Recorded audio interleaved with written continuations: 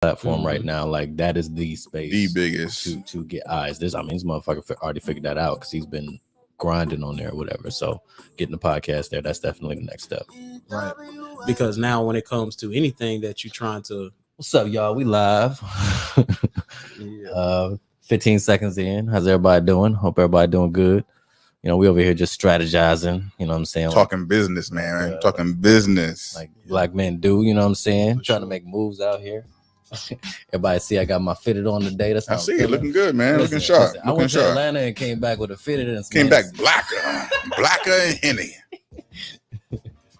But no, so we're just talking about how to build a podcast, man. So, you know, Clarence has been doing podcasting for a while as well, and he just always has amazing tips on different ways to grow and monetize a system. So.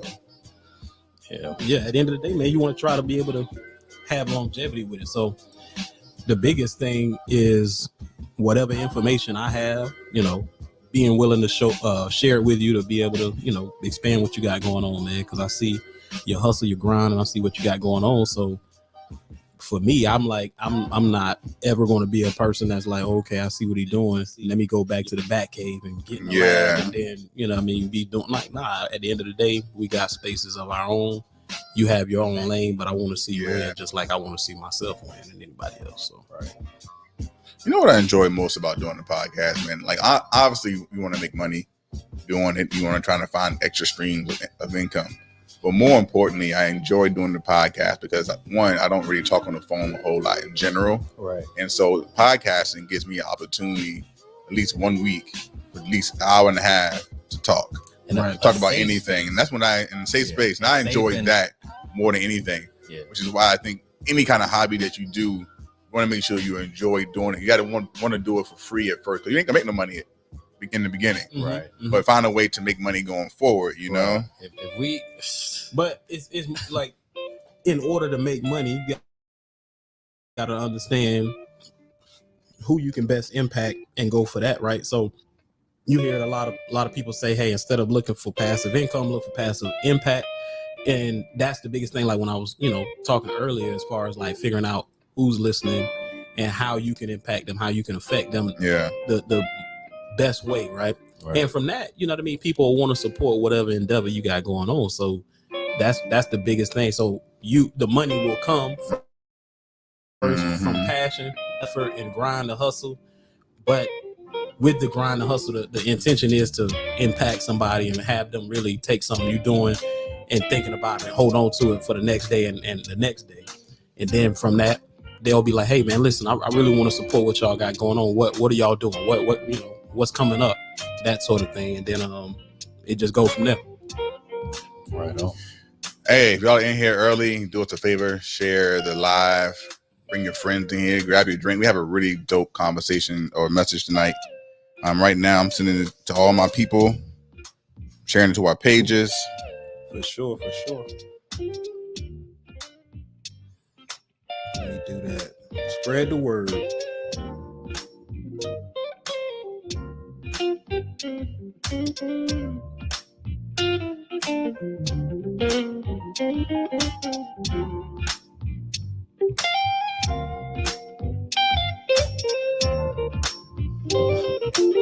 Jay keep the vibe so. Say what? With the fucking smooth. That's jazz. smooth, right? That's smooth.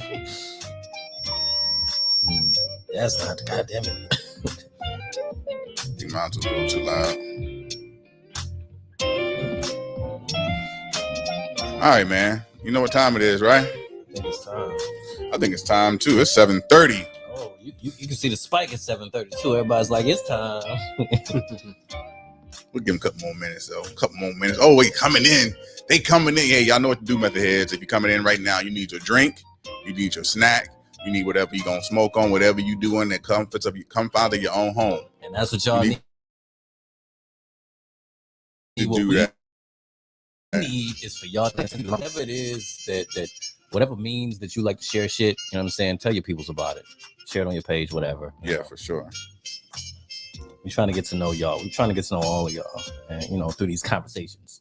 I learned so much about myself every time we had these conversations. Yeah, do you? That's a good thing. Yeah. What is that? What is this? Let's see. Let me turn myself down a little bit.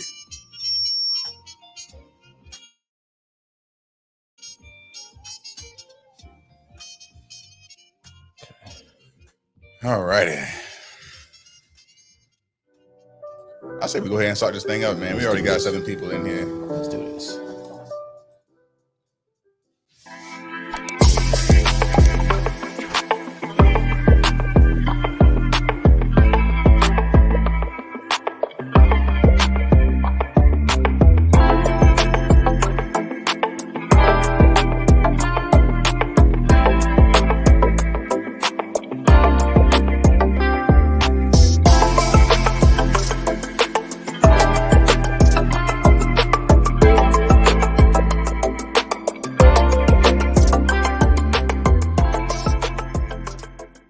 Welcome to War Method Podcast. I'm Jay Noetic. I'm Remy Mulatto. I bring in the content. I bring the chaos. And with that, we believe the best way to have truthful conversations is to have mostly everyone talking honestly over drinks. And that there's what we call a motherfucking method.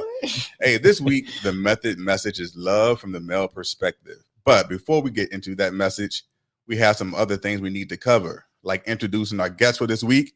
He's from Tampa, Florida. He's a certified relationship coach. He's a husband, a father, and he's been giving you real conversation on real topics on his podcast, the Male Translation Podcast, for years. I'm talking about no other than Clarence Brown. Say what's up to the method heads. Yeah, what's going on, everybody? What's happening? Yeah, we need like a little applause. You know what I'm saying? I mean, I can put it in there, but we got to work next time. So we got to work on that. So what's going on, Clarence? Man, I'm good. It's nice to meet you, man. It's the first time we've had a conversation. For sure. Likewise, man. Likewise. I appreciate the invite. Appreciate the intro. It took a while, man. It took a while to get you on BET Awards. Hey, man, we got to, what they always say, we got to give our people them flowers, right? So you've been doing Jay your does his thing. homework for sure. No doubt. Hey, man, what we drinking on though? Before we get started, what we drinking on? So I spent the weekend in Atlanta, which is why I'm drinking on Hennessy. So drinking on some Hennessy. Yeah, why not? You know, Clarence is kind of double fisted. What'd you call it? The cognac.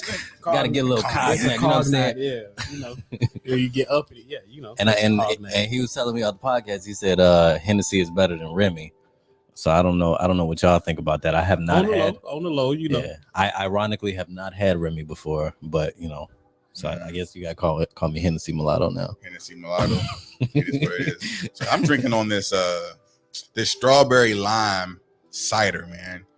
Made right here in the Tampa Bay area. Look at that. In Plant City, Florida, man. Wow, local. Plant City. I try to support local. Yeah. So there you go. So Kill Farms, if you see this video, hey, holla at your boy. Holla at us. Let's get the sponsorship going. Come through. Come talk to us on the podcast. Tell me about your business. So, Clarence, man, I don't know if you watched the podcast before, but we always do. We start this podcast off with something that we call the method movie. All right, Remy? Yeah, let's do this. Let's do this. Let's do it.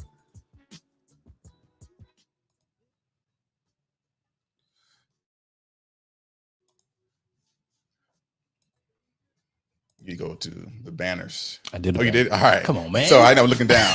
All right. So method movie, basically, I'm going to add the sound later, but I'm going to play a clip from a movie. You won't know the name of the movie or the actor until you hear it. Right. All you got to do is guess. All right. You want to guess before Remy. Remy wants to guess before you, and you want to guess before the method head. Method head, let's see if y'all know this movie. If I can get it up, though. I think it's going to have the commercial first. You know how YouTube be What'd you doing say? Can't get it up? Is that what you said? Couldn't get it up. I struggle getting it up. Yeah, true. That's how it happens. Gotta get some of them blue pills. You know what I'm saying? The blue pills? Yeah, to get it up. Back in the day, they had the horny goat weed, what they had. Yo, somebody told me about something in Atlanta. Don't go into it. All right, what movie is this? My name is Lieutenant Aldo Rain, and I'm putting together a special team. And I need me 8 soldiers. I already know. 8 Jewish American soldiers. Now, y'all might have heard rumors about the Armada happening soon. Brad Pitt. Well, Brad Pitt. we'll believe a little earlier. You don't know? You don't know movies? We're going to be dropped into France dressed as Come on, civilians. y'all. Somebody. Where Once we're in enemy territory. There we go. As a bushwhacking guerrilla army, got it. we're going to be doing one thing and one thing only. Killing Nazis. So this is Inglourious I don't know about Basterds. you. You've seen Glorious Bastards, Clarence? Down from the goddamn Smoky Mountains. So you know something crazy? I haven't seen this movie either, but I know Brad Pitt. How you know it was that movie though? I knew it was Brad Pitt, and the only time I've ever heard him talk like that is in that movie. So I use my contact. So Inglourious Bastards was produced by or directed by Quentin Tarantino. Right. And the concept of the movie is they are going to war to fight the Nazis, and it's a special group of soldiers that are going to assassinate these certain amount of Nazis that they can, but not only kill them but also scalp them. Right. So Brad Pitt's playing the Southern guy in the military, but it's amazing movie. It's really well written, right? Funny, little serious, yeah, but it's definitely worth a watch. Quentin Tarantino is one of those few directors who kind of like has kind of successfully gotten his hand in everything, like as far as culture goes, because he got a slave movie, he got a fucking Holocaust time period movie, you know what I mean? He's got was it Desperado? That's like Mexico, and then Once Upon a Time in Mexico. Yeah. That was my Reservoir Dogs. Reservoir Dogs. Is that a mafia movie? So I was going to ask you, which movie do you feel is his top 3 movies of all time? Pulp Fiction is number 1. So I was going to say Pulp Fiction, Django, and Fight Club.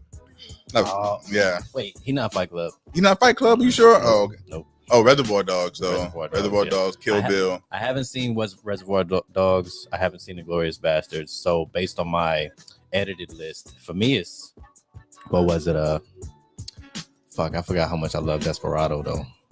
Desperado's on my list. For yeah, sure. but it's goofy though. You know what's funny? I almost chose a clip. Goofy movie. That was serious. That's a good movie. Okay. Anthony what's his name? Antonio Banderas. Antonio Banderas. Man, come on, bro. Like that, the whole like intro when he in the bar. Yeah. And he bust out with the thing, and he has all the guns coming out. This nigga had guns everywhere. In the car case. Y'all remember that scene with Quentin Tarantino? He's at the bar. He's telling a joke story. He said, I bet he's like, I'm pissing all over the bartender. I'm pissing all over. It was a great joke, but anyway, Quentin Tarantino, man. So we already talked about Brad Pitt before, but out of curiosity, Ed said Desperado is Robert Rodriguez. Okay. What do you feel like? What do you feel like Brad Pitt's best movie is? Troy. When you think about, I was gonna say that when you think about Brad Pitt, what's his iconic movie? And so he said Troy. And so when I think about Brad Pitt, I think about Ocean's 11. I think about Troy, and I think about the movie 7. That's what I think about. I can't give him. And Fight Club, of course. It's Fight Club for me. You didn't like him in 7? The movie 7? I like he didn't do anything to me, but that was I'm blanking his name. You know what I'm talking Morgan about? Freeman. That was Morgan Freeman's movie. Yeah. So and as a sidekick, and technically he's a sidekick in Fight Club. Also, he's not the main character. He's like that. His performance was very powerful in that. Like, I mean, he's fucking a white dude fighting. Like, you know what I mean? Yeah. But I'm saying, like, really what everybody else think. I want to know, Ed Harris that's watching right now, man. Shout out to him. I want to know what they, you know what I'm saying? What they feeling like? Because to me, Troy, somebody said Interview Brad with the Pitt, Vampire. Okay, but for me, bro, Troy. Brad Pitt made me like envision Troy. Not even that, but I just was like behind him all the way. Just the whole storyline from jump and his whole swag. You feel me? Like from the first scene, and it's something for me about being remembered. Hold that whole vibe. So when, the kid is like, "Oh, he's the biggest man I ever seen," blah blah blah, and he was like, "Oh, that's when nobody remember." When you go out, and you just shake the guy real. To me, I just like that. The whole movie is just cinematic, right? And him. He just took over the whole. It was a good movie. It was a good movie for sure. He's technically a villain in that movie, right? Yeah, like technically. He's a villain in Fight Club, but that you don't really find that out until later. But I think the hero was Orlando Bloom. I don't even remember so long ago. Anyway, congratulations to Ed Harris for getting it. Even though Remy knew it first, he gave y'all the opportunity to guess it as well.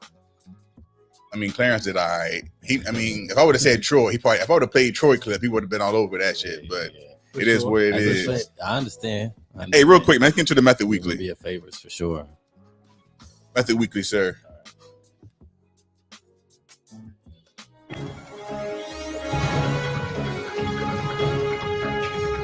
Method Weekly is where we talk about some shit that's in the news, that's been trending or whatever is going on. So a new album came out last week, and it's causing a lot of social media debate. Oh boy. I'm talking about Honestly Nevermind by Drake.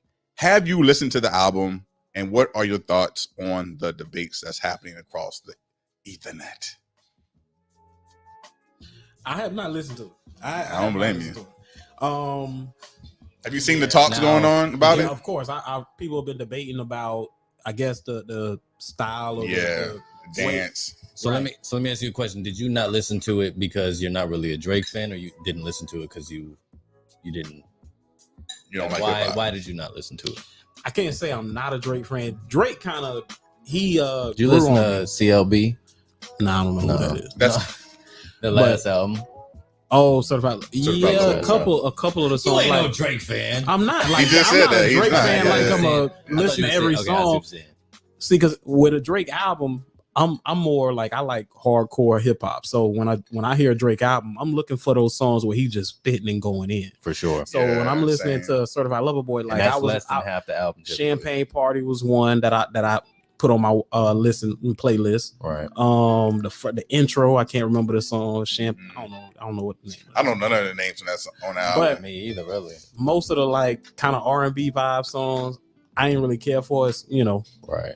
That's just my whole thing. I'll be picking. I'm like, okay, let me find something with R&B. So this whole what did you hear about this album that made you think like I don't? Apparently, the songs was like it's all people, dance. right? I don't know if it was dance, but what they were saying was kind of like it was just different. Everybody, like, it's different, but when they say it's different, that's like it's more like code for everybody I've heard has said I don't think it's bad. I just know it's not for me.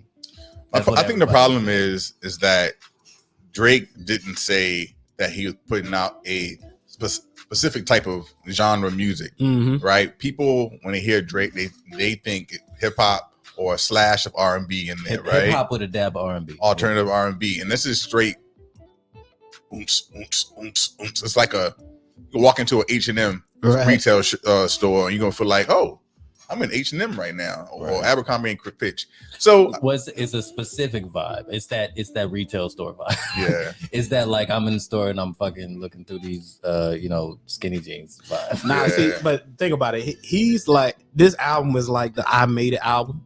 When you think about comparing this album, think about other artists. I think of Kanye first off, when he came out with 808s and Heartbreaks, and that whole album was auto-tuned. He changed everything. Now he had some bangers on there like Amazing with Jeezy, and there's another couple songs. But for the most part, when it came out, people was like, "The hell? What is this? 100%. This is not." We ready for the bars and the Chicago fire that he was coming with. Now he's coming with something that was auto-tuned all the way, and it was like, okay, one or two songs, but we ready to get to the next album because this was not it. Yeah. And I feel like Drake having the run of success he had all the way up until this point, it's like he can drop whatever one like he this, wants. and it's almost like the reason why he dropped it silently. Right. You know what I mean? So it was no run, it was no press, nothing. And he just kind of dropped it like I was feeling like I had these songs in the crates.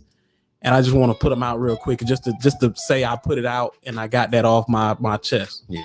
Well, I don't like it, but it is what it is. So finish up real quick and move on to the next topic. So to piggyback off that, you got to kind of look at that album for Kanye, like the impact, because essentially he added a new sound to hip hop, and he started there. Now, granted, he didn't pioneer it. Obviously, other people did. Yeah, he didn't pioneer the 808s, but he made it popular enough that enough artists were like, okay, that's gonna be my style. And all the rappers we listen to today are that. You know what I mean? Everything that 808s and Heartbreak was. So Drake knows that he's at that level. Drake knows that it's time to start making an impact, and he's already changed the sound once. When he dropped If You're Reading This, the entire sound of the radio changed, and that's where you get 21 Savage and so on and so forth from. And a lot of these I think even the Baby you probably put in that mix. Well, I'm hoping that it does not trend because I'm not for it. So this is going to be the new sound. The other thing I thought about this was, I don't know. No, potentially, especially since Beyonce is kind of on that wave as well, which is another conversation. But if he doesn't change the sound, then what that means to me is this album is not just for America. It's for like I don't think he made it for America. Audience. I don't think he made it for wider America. Audience that he has that he's aware of. He knows what they like, and he made this for them. You know. So something else was in the news this week. One of Bill Cosby accusers, Judy Huth, was awarded $500,000 this week in her case against Bill Cosby. His lawyer said that when he told Bill over the phone, Bill said, "That's it, booyah," because he was expecting millions. But the jury did not award any punitive damages to the accuser. So Bill's 83 years old. I don't think anyone denies that Bill sexually assaulted these women. But what are your quick thoughts on the 80s culture that Bill was part of? My thing is, back in the day, it was no different than today. What I mean by that is everybody knew what the drugs did. Everybody knew the culture they was in. It's almost like, okay, when these rappers go to a strip club, everybody know there's Somali floating around there. For sure. These women, you know, while a small minority may be able to do what they do and go all night dancing, doing all this sober, but they're like, come on, for the majority, they know, you know what I mean? It's at least the ones that I know have been a part of that lifestyle. It's like, hey, listen, I need something to keep me going, right? And then when it comes to the extracurricular stuff, that you might make a couple more thousand, you need to pop something, and that's what I feel like back in the day they knew that, hey, what the culture was exactly. Man, you were hanging around those people. Listen, when Charlie Murphy, when he was doing the Hollywood Stories on Chappelle, like every time he was like, when we was doing the having fun, he'll say he would. I'm like, no. He meant to say when he was doing the coke. It's a very so he's talking about doing with Rick James, but he didn't want to say that. He was like, you know, Rick James was doing coke, right? He was like, you know, the other night, you know, I was with my brother Eddie, and we was, you know, doing the having Eddie some was fun. barely in those stories. I'm like doing some having some fun. Like, man, y'all niggas was doing some that's coke. Funny. And that's what it was, right? And it wasn't frowned upon. So all I'm saying is, that the women of that time knew what time it was. It wasn't so much to me. I know it's sexual assault, but it's almost like you willingly put yourself in that position. So to me, is it assault in every case? Might not be the popular statement to say, but I'm thinking like every woman didn't like, oh my God, I just passed out. Like, you passed out, but you knew you was gonna pass out. So it's definitely a culture thing. I'm not saying they shouldn't get their money. I just think that it kind of sucks to have something come back 30 years later about it. And he did time, rightfully now, so. Everybody, hold on, though. How many women came out? All of them women were like, well, hell, where my money? Yeah, she getting broke off. I'm like, you know, I said he done did me. You know, he did me a certain type of way. I brought that forth. Yeah. Where is my payout? Yeah, Remy, really quick thoughts. In that time period, the women that had whatever happened to them or whatever they went through in that time period, they didn't have the words to express what that was because it was a different time period, and it was okay. But it wasn't okay for them, because if it was okay for them, they wouldn't have come back 30 years later or however long it's been in order to say, I have an issue with what happened back then. And as soon as one or two or three started talking, 50. But see, here go the thing though. I'm gonna try to make this quick as I can. A lot of that, in my opinion, is because a person like a Bill Cosby wants to try to take a platform like an NBC. You've seen, you know, people come after Michael Jackson because why? He had Elvis's catalog, he had the Beatles catalog, all this stuff, right? You see the same thing now happening with Elon Musk. He tried to buy Twitter if he hasn't already bought it. And because of that, having a platform to communicate where politicians are everybody, every major figure, you got ESPN, major people, they use this platform to communicate and break stories and shift narrative. So if a person like him now is taking a platform like that in control, they're like, no. You can be a billionaire, be all you want, but you can't come and take a platform where we run the media, right? We being the powers that be. So now I say, and now when I go back to Bill Cosby, I understand what happened and transpired in the past, but at the same time, it's like I see a pattern here that I can't deny. So now the same thing happening with an Elon Musk, who billionaire, all he want, Tesla, everything. Now he's getting sued by somebody saying it's racial discrimination, sexual misconduct, all of this. People jumping on it. Just yesterday, another story coming out about his son being transgender, talking about he changing his name because he don't want nothing to do with Elon Musk. Why now is all of this stuff coming out? Yeah. And to me, it's because you're trying to take on a platform where it's like, hey man, listen, you're taking the voice that these politicians and these powers that be want to have, and this is where you don't step across that line. Bill Cosby did it, Michael Jackson did it, and many others did it. And it's like now, no. You can be rich, you can be famous, but just don't step on this. What do you think about that? I already said my piece on Bill Cosby, so I don't want to go too much detail. We want to keep it short. And the last thing we're going to talk about this week is Monique made a public apology. She said, this is what she said. Have you heard it? This is what she said. She said, I like to consider myself a woman of honor. So I'm about to do something right now publicly that I did publicly. Okay. And when I fuck something up, I got to fix it up. Okay. So I'm going to take care of that. Hold on. So I'm going to take care of that right now before I go any motherfucking further. To DL Hughley's family, I want to publicly apologize if I hurt anyone's feelings. I want to publicly apologize to his wife, his babies, if I hurt their feelings, because that was never my goddamn intention. But to that nigga DL, I meant every motherfucking word. So, and quick answer, whose side are you on? DL's or Mo's? I think this is this is something she can't learn right now. Like, and you know what? And to be fair, I don't know neither one of these niggas. Yeah. I don't know if DL was like, you be on bullshit, so you gonna get this bullshit. Whether he was necessarily being clear to her, maybe in her mind, she felt like she didn't have the clarity that she deserved in order to understand what was happening. So once she felt like there was a means to talk about it, she just got it off her chest. You know what I mean? And it wasn't the wisest thing to do, but I mean, sometimes you just gotta talk your shit. Look at Kanye West. Like, that's how he gets into trouble. Man, you know what I mean? I can't rock with it. Can't rock with it. She wrong. I mean, first of all, some business matter like that didn't have to come out to the public. They could have handled that, behind the scenes. Not only that, but when she came out with however things took place, she was already throwing shots. Right. Yeah. I can't say I support that. So to me, when she come with the apology now, given the fact that her history showing that this is a repetitive cycle, it's almost like too much too late. Yeah. You know what I mean? So I'm hearing this and it's like, I need to hear more. I don't need to hear, hey, to your family, my bad, but to you, I don't care. Like, nah, I need to hear something more sincere, something more that's bringing highlight to some of the things that you done in the past that now you recognize and understand now it need to be different. But until then, like this like it's no different than you trying to high sign for the media in the first place. Yeah, I'm definitely not on Mo's side. I'm on definitely DL side. I'm to Clarence's point is like it could have been handled off behind the scenes. Like, you didn't have to continue to be public. Everything she's done was to complain was so publicly handled. Now I understand what she did with Netflix, and she got her money apparently in a settlement. That's cool, but this is your fellow peer that you're doing this stuff to, right? And so I think her apology was kind of bullshit. She did it because the family started to talk shit to her about it. Like, you about to make us do stuff that we don't want to do. So she publicly apologized to the family, but she meant what she meant about DL.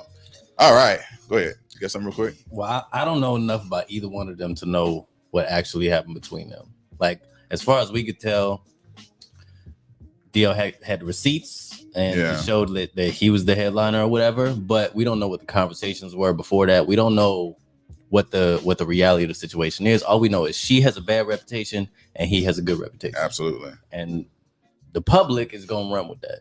You know what I mean? Right. But we in a culture where you can have a bad attitude and you can be a bad person to other people and you can write it off as I'm living my truth. Yeah. You write it off as accept me as I am. I'm not for everybody. All of that. Yeah. Like, yeah. So it could go both. Still rude. It could go both ways. That's why I'm on the fence, because it's like I don't know. To me, I thought she had grown. I thought the fact that they were working together was a sign that, especially like 50 Cent brought her back. Like, a lot of people were like, all right, it's time to come back, Monique. And if she had learned her lesson, which we don't know. I think she burned her bridge. Yeah, but we don't know if she learned her lesson or not. All we know is what's being reported ever since then. I don't know if she has problems with 50 Cent, because apparently she's working with 50 Cent. We haven't heard anything, but she had problems with DL. And DL is saying you the same old bitch. So, I don't know. All right, that is the Method Weekly. If you have anything that you want us to talk about in the Method Weekly that we missed next week, tell us about it. We'll talk about it. Let's get into the interview portion really quick. We just wanted to take a little time out to interview Clarence for about 10 minutes before we get into the Method message. So it's going to be kind of like a rapid fire. I want you to just answer how you want to answer. Okay. And then we'll just keep it moving. So as I mentioned in the intro, you are a certified relationship coach. You have your own podcast. Why did you feel like there was a need to do a podcast called Male Translations? Because I mean, the male voice has lost its audible. You know what I mean? So when it came to just overall first of all, is when I recognize it's two different things: relationships and it's dating. Mm-hmm. Right. So when you talk about relationships, a lot of people mix two, and then you have a few people that will say, hold on, you know, things are different when you're dating. And I agree with that. So I'm only saying that to say that I believe that there's a difference when we talk about this genre. But I started the Male Translations podcast, named it that because I wanted to basically translate some of the stuff women was misconceiving or misunderstanding. So through having conversations like we had tonight and just speaking honestly about what men and all of us really feel truly about certain subject matters regarding relationships is translating what women may have scrambled around and maybe thinking they know, and they, you know, while they say they want the male perspective, sometimes it's like, well, you already turning a blind eye and a deaf ear to what we're trying to say, and we're trying to basically clear up some stuff. Yeah, so you're just looking for clarity. Did you ever understand it for sure? Yeah. Did you ever get any kind of pushback from the topic or the title from women about like the male perspective? Yeah, because of course you have to deal with what a person. Right.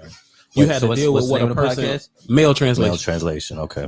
But you know, the pushback comes from, for the most part, what a person has in their mind already. Yo, I'm so glad you're here. There's a reason for my. That's a rhyme to my reason. Yeah, man. you methodical. I see what you're doing. Right. It's a method right there. Okay, this is gonna be an interesting. It just ain't random invites and random topics. So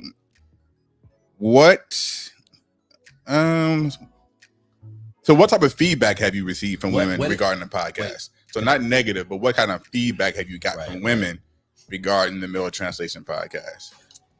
Good feedback. I rarely ever hear negative feedback because of the way we try to break it down to a bowl of baby food almost. You know what I mean? So it's almost to say when you're able to articulate something without emotion and getting triggered, you know what I mean? Then all of those shots that may be fired, you can be able to take them and not turn them around at the other person. And then that right there is what brings that understanding, right? So the only pushback is when a person say, well, my experience have been this, and what y'all saying don't align with what I have gone through. And then it's like you have to really explain why their situation may be different or an exception in some ways, or why they may see it a certain way and it may not always be what they think. Yeah, that's definitely been something I think in dating and relationships, that the woman perspective of something is different from the man perspective. And a lot of times you hear, well, this is not what I experienced. It's different from me. I said, well, I'm just telling you from our perspective of what it is. Let's meet somewhere in the middle. You know what I mean? So when you think about relationship coaching, what makes it something you're passionate about? Just seeing people go from a situation where they don't have any hope or expectation of that situation getting better, and me helping be a force for it to change. So that passion just comes from, having a passion for coaching and seeing things develop for the better. So, I was a person like I grew plants when I was young, grew plants when I was a teenager, You got a green thumb? They weren't tomatoes, you know what I'm saying? But nah, at the same time, it came from just me seeing things and like to see things go from one stage to the next. Yeah. Okay. I got a question. Go ahead. So what would you say is your most popular episode from your podcast? The most that, resonated, or the one that I had the most views on was, do black men prefer light-skinned women over dark? Boy. Now, what that was conversation. The most controversial, which I think is why it had the most views. Most views, most comments. And that video I put out probably in like 2015, and it's got like over 200,000 views on it on YouTube. By far, people want to talk about it. You know what I mean? It's real. Yeah. The controversial topics are always the ones that get the most views. We just did a topic on called Size Matters. talking about dick size, breast size, everything, all the sizes. That's been our most popular episode so far. Tall, short, fat, skinny, just the whole nine. So what type of relationship coaching do you do? Is there a certain niche within all relationship that you do, or is it, some people say, well, I do relationship coaching, but I focus on marriage counseling or marriage coaching, or I focus on divorce. Like, is there a certain niche for you, or is just everything in there included? I like coaching singles more, because you're not dealing with two people, right? Two personalities. And honestly, coaching is, I don't know if a lot of people notice, but it's really, really hard. Yeah. It's really, really hard. So when you're dealing with one person and you're able to get them to buy into what you're saying and see their progress go from, like I say, one stage to the next stage and to the next stage, and then see them start to have success, that's really, really cool. So I like to work smarter, not harder. So singles have been easier for me. You might say, "Oh, you taking the easy route?" Well, I'll take that. Absolutely, I accept that. I'll take the easy route. And it's really because, like I said, like, you have people's beliefs that you have to deal with. You have people's experiences, their paths, all the things that make it difficult for you to get through to them sometimes. And that by itself just makes it to where, when I can deal with one person by themselves, it's just more, you get more of a, like I say, a buy-in, you know what I mean, for the most part. And then that alone will take them to, implement some of the things that you're trying to show them and teach them and direct them to do, as opposed to you have one person and then now you have to talk to another person and get them to buy in. And then now it's like they're conflicting, and then you're in the middle and you try to get both of them to understand why it's important to do certain things. Yeah, it's really tough. So this is why they charge so much. Absolutely. You know what I mean? And it could drain you too, cuz real talk. Yeah, you're taking on other people's energy and stuff. So trust me, I get it from doing my coaching that I've done. It is not a easy avenue, turn on and turn off kind of thing, So, and you're building strategies for them, and you're trying to come up with different things that they can do, activities, things that they can take and implement throughout the week until the next time they see you, and all of these things. So it's not just like, okay, I have that session and then they go home and I just turn off. Like, nah, I'm taking what they told me. Now I'm putting that into a system that I created to say, okay, well, this type of thing may be a assistance to what they got going on. This may better this line. So when I can come back to the next session and say, okay, well, based upon the last session, these are the things that I feel like can help you. Let's work on these things. Let's do some of these exercises, and so on and so forth.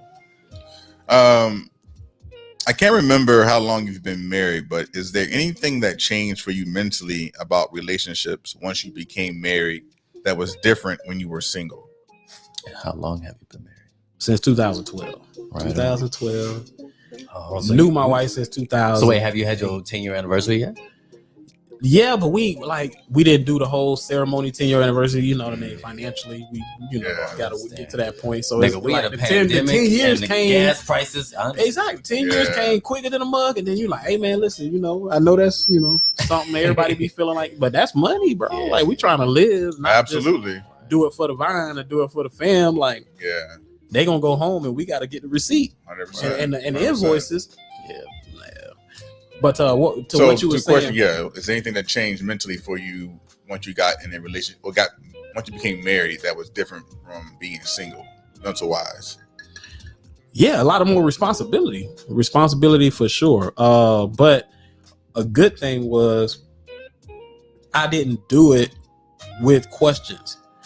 I say that because when I got married, I had no questions. Everything had been answered before I got married. Gotcha. A lot of people get married and they're like, man, listen, I'm expecting, but I'm hoping at the same time, instead of knowing and having security, right? And I think that for me is what I had. And so when I got married, it was like, all right, cool. I'm going into this, understanding my responsibilities, understanding the benefits that I'm receiving through having a relationship with my wife. And so I was all for it, and whatever was going to come, I had that support, that backbone that I knew, because of her showing it, that I didn't have to worry about if she was, for me, is she going to have my back and all that type of situation. Yeah. That's what's up, man. So I know your podcast is right now on taking a little break. You're taking a little break from the podcast, but pretty sure your episodes are still up, right? Yeah, for So sure. where can the method heads or anyone hear our voices find the Male Translation Podcast? Man, you could go on YouTube, Male Translation Podcast, same as Facebook, Male Translation Podcast. Also have content on Instagram. So everything is the same. So you don't have no problem finding it. If you can remember Male Translations Podcast, breaking down the difference of what men say and women hear, you can find that on those platforms. And if they want to hire you as a coach, what's that information? Same thing. You go to the Same website. thing. Okay. Same website, Male Translation. We're not making it hard on you. You know what I mean? That's what's up. That's you got to be easy. able to, yeah, exactly. So as soon as you think about it, you can put it into Google, and then you'll start to see things come up, both Facebook, Instagram, YouTube, and you just click on whatever suit you. But the website is that, and you can go there and book a session, buy some of the merch, t-shirts, buy my book, come and talk to me, The Women's Guide to Why Men Don't Communicate. And yeah, tap in. Tap in, y'all. Tap in. TJ said, "Congrats on your 10 years." No doubt, man. What's up, TJ? Shout out to you, brother. That's a cheers right there. All right, man. Get me another one right there. Method heads. We are about to get into the method message. Do us a favor really quickly. If you're watching this, hit the share button to your page. Get some people in here. Let's talk about the stuff that we got going on. Thank you, sir. Yes, sir. All right. So the method message. So we have 3 different perspectives for this topic, right? We have a man who, talking about love, baby. Yes. We have 3 different perspectives for this topic. We have a man who was married. We have a man who was engaged to be married, and a man who is single as fuck. Single as fuck. But I do want to get married eventually. Yeah. So I want to try to tackle this in 2 different perspectives or 2 different categories. We have the being in love category. Okay. And we have the agape love, meaning like this love in general for all humankind, Mm-hmm. family, brothers, sisters, friends, right? Interesting context. Okay. So, because you have being in love, and then you have love, and so I want to shout out love is a general idea. Mm-hmm. Yeah, and so I want to shout out Shamika Askew, who was on the podcast last week. Shout out to Shamika, she man. actually wanted us to do this topic, so it was her suggestion. And so I was okay. She wanted us to focus on just the agape love. I want to focus on being in love and all that stuff, because I think men in general need to talk about that, but black men especially need to talk about that. Mm-hmm. All right. So when it comes to being in love, in relationships, where were you in life when you realized that you were in love with your woman and wanted marriage? When did it switch? Either one of you can go first. Okay, so for me, it was a time where basically I was going through school, and I did what was called an externship, which is really an internship, right? But what it was to complete my school, and I had to do a month of this, and it was basically not getting paid and whatever. So I had to pay up my bills for a month, knowing that the next month I wasn't going to be able to make money because I'm doing this externship. So end up, I go do the drug test, the background check. Come to find out, they come back and say, hey, one of those 2 has been failed, right? So I'm like, oh man, what's going on?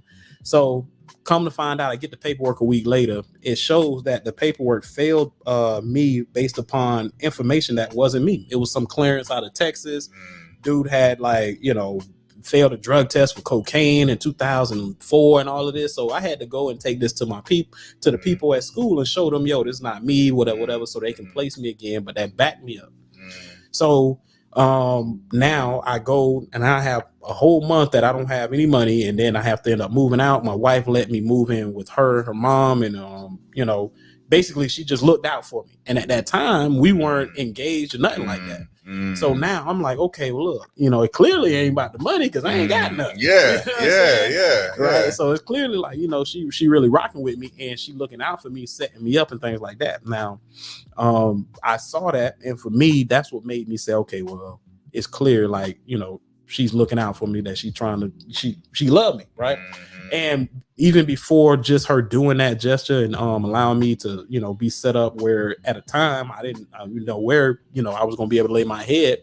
aside from that, I just seen many times that, you know, she was really just for me. She just would come see me. She would be looking out for me. Hey, I got you this. Hey, I picked you up this.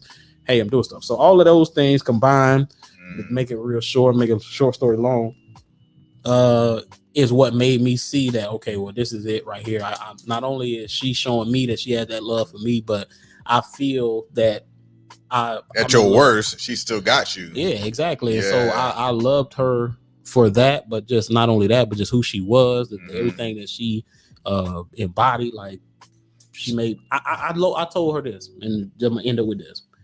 I said, if I had a daughter, I want my daughter to be like her.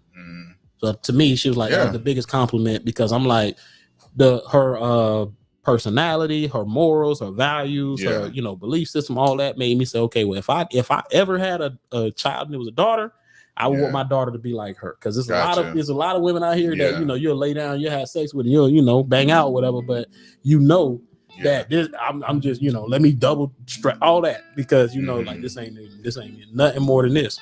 So it switched for you when you realized she had your back, pretty much when you were down and out. Yeah, Remy, when did it switch for you from? Because for a while you were against marriage, and then we had a conversation. I'm still against marriage. I'm just riding that shit all the way to the fucking. Anyway, so he lying. Yeah. So when did you realize? You said, "Damn, I actually love this woman, and I can see myself being with her." So first of all, I gotta say, as a man, I fall in love quickly. Okay. So the day we met, no, I'm just playing. So as soon as a woman cooks for me, that's it. That for me is irresistible. Gotcha. You know what I'm saying? Yeah. As soon as whenever she has the opportunity, whether it's at her place and she just decides I'm gonna just do this, or after she's moved in and she's like, all right, this nigga need to eat. Like for me, I'm being nourished. Like personally, aside from sex, because you get sex. You can get sex on the first night. That's not necessarily nourishment. You don't necessarily have to give a fuck about me, but as soon as you go out of your way and stand in the kitchen and, you know what I mean? Like, you're like, okay, I want to make sure this nigga is fed. It's hard for me to, you know I get it. I get it. That's the easy way to get me. At the core of that, though, what both of you said is something that comes back to acts of service. And being taken care of. Yeah. Even though you're the man and you were doing your shit and you're doing what you got to do, it switches for you when you see the act of service of saying, damn, she putting herself, she putting me when you taste above the her. Act of service. Yeah. Like this is, I mean, yeah. Right. For sure. Like that's definitely it. Now if she cooks for you and it's bad, that's another story. No, see, I don't even care. I mean, if it's bad. Okay. It's gotta be okay. If I'm like, bitch, did you really? No, like I'm gonna get mad. I'm not worried if it's bad. That just means that we can work on that. But if because a lot of people ain't gonna cook for you, right? Yeah, and so she should not. But here, let me say this before we move on. Really, the biggest thing was my wife was a woman of understanding. Yeah. Right? I keep saying this word understanding, but it's really big for me, especially with relationship, because that's what made me really marry her. I know a lot of women might think, oh, I do this for this guy, this and that. And that don't always work just because you're doing for, like, dudes take for granted what women do. That's what a lot of women would say, right? But for me, what really stood out among just her making that gesture to set me up when I was down, you know, I was down bad, as Bootsy would say, right? Yeah. Is she was a woman of understanding, meaning that when we would have conversations, like, even if I'm mad and we having a disagreement, she wasn't like unreasonable. You know what I mean? She was like, okay, listen, you know, she trying to come to understanding. Now, mind you, she's still a woman. So, you know, like, she's fragile. She's, you know, more sensitive and emotional. Yeah. But at the same time, she would be able to at least be like, okay, well, hold up. You know, let's not break up because we have this agreement. Let me just try to, like, you know, okay, hold on. Let me see where I was wrong. Right. Stuff like that goes a long way, because a lot of time it takes for I'm out and you leave. And then, you know, day or two pass by, then y'all want it. But in that day, that 24, 48 hours, you never know. You know what I mean? You never know. What happened during that time. So the fact that we didn't have those moments where it's like, listen, it's been times I'm like, man, I'm out. But it's like, she'll call me, where you at? Come back, let's talk. And, you know, we need to talk it out. So I'll answer it from my perspective as a single man. So for me, what's your love trigger? For me, what actually says, damn, I can see myself being with this woman is really selfless acts, right? If you see that I need a pair of shoes, or you see that my jeans are holy or whatnot, and you just show up and say, "Hey, baby, I saw you needed this," and I went and got it, because that for me is like, again, it comes back to, damn, like she got my back, like she see where I'm pushing, where I'm working, where I need help, and she's willing to step in and help in whatever way it may be. Right. So that always is a sign for me of someone who I will always put to a higher totem pole. And I think it should work both ways. I know we're talking from a man perspective, but I really think that from a woman perspective, if that man is doing stuff for you that he sees a need, he's trying to fill it, don't underappreciate that. You know what I mean? So do you feel like it always has to be something you haven't spoken to her about? Or are we talking about something you ask for? I don't think you. I think because I don't think you should have to ask for. I think naturally, I want to see people do whatever they are comfortable doing, whoever they are, because people love differently, right? And they show you they love you differently. Jay. So even though I like words of affirmation to a certain extent, right? But it's not a primary. It's not a primary. But if I see she's doing all these things, I don't want to discredit it though. Yeah, but see, here go my question. I gotta put you on the spot, Jay, and maybe this may make for some even better content, right? But I'm saying to myself, why are you single at this age? Because when it comes to my mind and dealing with relationships, majority of the time, you'll find that if a woman wants to be in relationships, she still has trouble finding one that she feels is right for her. As she ages and gets older, but men don't. So I'm of the belief. I'm going to venture to say that I believe you don't have trouble finding a woman. But I'm saying, of all the women that you've come across, why is it that you still at this point? Well, the biggest thing for the longest time is my belief in God. Like I don't follow religion. I've never had. I particularly only date black women, and so in a majority, it's changing a little bit now. I've seen a lot more black women coming out of religion. Yeah, but there's a lot of baddies. Yeah, but 5-6 years ago, that wasn't the case, and I'm pretty upfront and honest about who I am as a man, my belief system. I'm not going to lie. I'm not going to pretend it.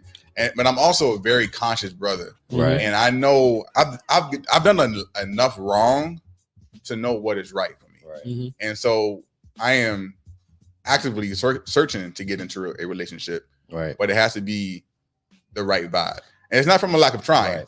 But you've been married for a long time. The dating game is completely different. Right? It's changed dramatically, and so it's a very casual dating scene. I don't go down a rabbit hole with that in general, but maybe another topic for sure. There's more women, I believe, nowadays that will lean more on the side of, hey, listen, I'm not ascribing to any 100%. type of religious system or belief. And I'm just saying, whether it be black, Spanish, whatever, you probably could fit in many different circles. So it's like, Oh, for sure. I don't disagree with that at all. Are we picking nits? Are we nitpicking? No, I'm not. Hold up. So somebody in the comments said if you have to ask for it or point it out, it's not an act of service. I should never have to ask you to notice me and vice versa. If we're taking each other's company serious, is that how you feel? No, I really don't feel like that, man. I don't feel like that. I mean, I see what you're saying. Keto, I understand keto. I understand it. I think the active service that you're most attracted to is that level. You know what's crazy is, and I am not really. Like you don't want to have to ask. Like I don't want to. I want you to see it, because again, that's me. If you got a backyard and your yard need cut, I'm gonna find me a lawnmower. I'm gonna go get some guys. I'm coming every Sunday. I'm cutting your grass without you asking for it, because that's just I see the need. But let's not stay on that topic. Go ahead. Well. Just to interject, so this has been my experience, and we've had this conversation 1,000 times. You're doing your acts of service that she doesn't ask for, and you feel like you're doing your part. Let's say she does her acts of service that you haven't asked for, and she feels like she's doing your part. What if you're both wrong? It's possible. So in that situation, if we're not having the conversations about what we actually need, but we feel like we're doing enough. And I've been in this situation before. I feel like I was doing enough. You know what I mean? I'm doing what I like to do, and whatever it is that you feel like you do want me to do, that's really too much for me. I'm not that person. Just communicating differently and deciding whether or not that person that you're with is it worth changing and trying to do those things that they like, right? Yeah, so I'm sorry, go ahead. So true or false, men don't want to be in a long-term committed relationship. Explain your answer. True or false, men don't want to be in a long-term committed relationship. True. Explain your answer. True. Explain it. True. Okay, I have a that they don't want to be. I have a homeboy, and I'm basing this off how I know him. He's much smarter than me, and the way he lives his life, he's very like matter of fact, and he's gonna be like rich in no time. He's very like about the numbers, and he feels like if I need sex, then I will go out of my way, but outside of that, I'm not really interested in all the hassle or everything that comes along with like having to figure out another person, whether you're living with them, sharing your shit with them, like so many things, all the things that come along with say like marriage or being a fiance or living with somebody, like all of the things. And he's like, nah, I don't really need that. All I need is somebody to fuck on a regular basis. Okay. And that's just how his life has progressed, that he's like, this is it though. This is the way things are gonna go. He's not aspiring to like marriage. You know what I mean? And I think a lot of men nowadays are not aspiring for marriage. Him to me is like a caveman. I only say that because he's like, now obviously I'm different. You know what I mean? But go ahead. No, but I'm saying that a lot of men nowadays are like, man, listen, with the pick of the litter that's out here, I don't see any need to attach myself to the women of today. So like that's how you the feel, need right? For marriage or the desire for marriage from men isn't there. But I'm still going to say that there is a desire for men to have something solid and long term, something that's secure. So what that means is that nowadays, if men can have that security without the paperwork and all the extra stuff, then they would rather do that. Not to say that I subscribe to that, but I got to be honest, when I'm looking at the landscape, man, we like vibe. We're not trying to do that long term. But the reason being that you see men do attach to certain women is because it's almost like you get to a point in a relationship with a person so long to where you feel bad about doing them wrong or feel bad about wasting their time, making them feel a certain type of way or making them sad and all of that. So that right there, I believe, is what makes men say, you know what, there's a different care I have for you, and that is why I'll do right by you, even though if it were my choice, I would want to be able to have the access to have sex with multiple women whenever I choose. But because doing that hurts you, and I got such a strong relationship with you to where I care about if it makes you feel bad, that now I'm like, you know what? Now I'm thinking about my moves different, because before I could just do my thing and it didn't matter. But when I met this person, that now it's like, man, I done built a bond with you to where I actually care if you are crying behind my actions, or I actually care if you're sad behind what I did. Now it's like, all right, I got to cut y'all off because, I'm doing this person foul, and it's making me mad. It's making me feel like I'm, a fuck nigga because I doing all of this dirt, and it's making this person who I'm saying I'm solid with feel, you know what I mean? And that's just why I think a lot of men just say, you know what, I'm gonna stick with this person. So I'm gonna disagree with y'all. I think it's false. I think men do want to be in long-term committed relationships, but I think we want to be committed in a long-term. We're just thinking about it differently, right? We used to do it out of responsibility back in the day. So what I gotta do, I gotta marry this woman and make a good woman out of her. She got like 3 of my babies. Right? But the landscape has changed, and to your point, that men do have more options, but men also realize, look, if I'm going to do this, I need you to understand. I need a safe space to be in. I need you. It can't be all about you. I'm not trying to lose all my assets when we get together. You know what I mean? So men are more cautious about committing long term, but I do think they want to do it. It's just not as people are getting married later in life, right? And so I just think they want to do it. They just want to do it from a different perspective of, I don't need to be married. Women don't need to be married either, But if I'm going to do it, here's the things. We have more buying power, I think. I think men have more buying power. I think we are a fool. I think we're a fool to not think that we need each other. Especially, we do need each other. And we think about just in the times economically we're in right now. And then you even seen it in the pandemic. You need each other, not even from finances, but just mentally and psychologically, having somebody to talk to, having somebody to be there to share that space. But I think right now, because of the ability for everybody to sustain themselves, now it's like, well, I don't need you to do what I want to do, but really we're not all doing what we want to do. We just all are surviving and calling that life when really it ain't even life like that. And everyone talking about they don't need nobody, but that's all they talk about on social media and everywhere is relationship. Like, come on, you need somebody. What does being in love feel like for you, for y'all? And do you think it translates to most men? And method heads, if you're in the comments, you can answer the question as well. You said what does being in love feel like for you? Jesus and do you Christ. think it translates to most men? It's fucking insanity. It is the close. Okay, so when you're having sex and you have an orgasm, you are physically insane. Falling in love is the mental version of that. I have no idea what you just. I'm sorry, that didn't make no sense, bro. You know what I'm saying, right? You're saying that it's a good feeling, but so when you have an orgasm, right? That is the most physical, wildest sensation you can feel because it's completely pleasurable, purely pleasurable.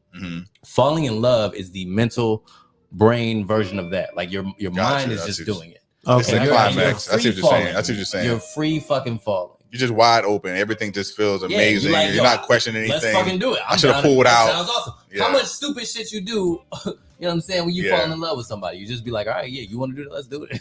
Whatever you want. Okay. So all right. So that's what it feels like to you. So there's no I'll come back to you. So what does love feel like to you? Nah, I think what he said, once I understood it, it makes a lot of sense. And I agree. There's a euphoria, you know what I mean, behind it. And it's kind of like, for me, when I think back to when I started to have those feelings, it was really like, I'm just thinking about what I can do to make this person life better. How like it's more, what can I do to show them, like give to this person and pour into them than what I can get out of them or the situation. And when I started to have those feelings and I thought, well, why am I thinking like this? It was because, well, I just really love this person on a different level than anybody else. You know what I mean? And so that's where I came earlier with the, hey, listen, when you see that, hey, I'm this is different. This is new. This is something that I haven't experienced. And now I'm feeling a different way. You start to treat it different. It's because, like you was talking about that free falling feeling that you can't really control it, but you start to think like, okay, well, I'm really like, so, and a lot of times people think, hey, it's just butterflies, but when you really can justify it through actions or things or whatever, like acts of kindness and service or whatever like the case, validated. You're like, okay, this feeling not coming from. I can actually now say, okay, well, I'm feeling because that time it's like, dang, I looked at it and I thought about it and I made me feel it. Thought about this, and so let me answer. Can I answer? Okay, I'm up answer. So.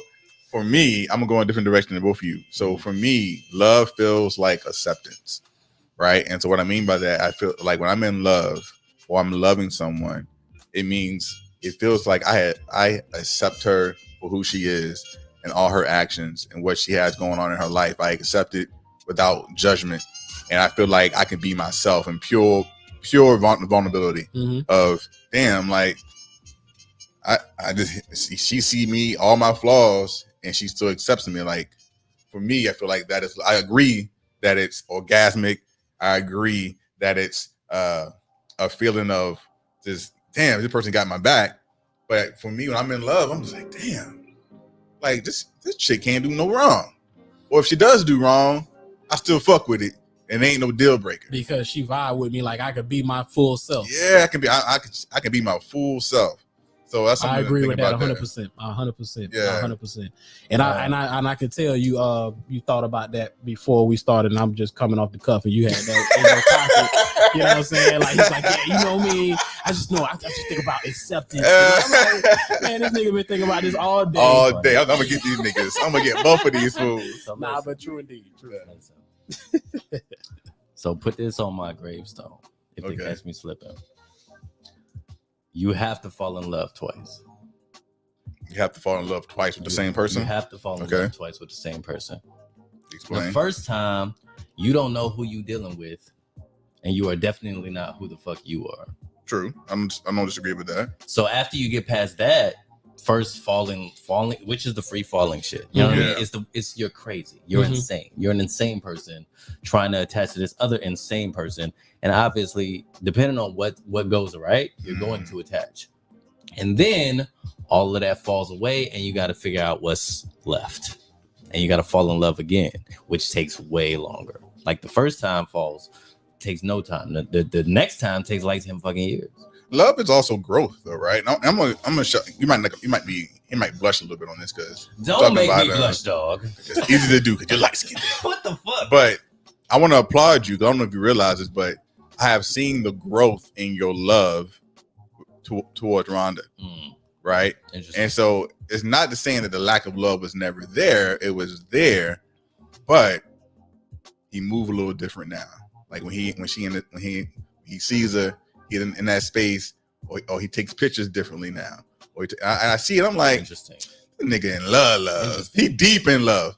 So you can just see so I think when you're in love, the feeling is I'm growing with this person too. You know what I mean? So for sure. And that I'm definitely in that second phase of falling in love. Like I fell in love with her probably the fucking night I met her. But moving beyond that, I've known her. We've been together for like 3 years, and obviously after maybe after the first 3 months, I was like, "Who the fuck am I dealing with?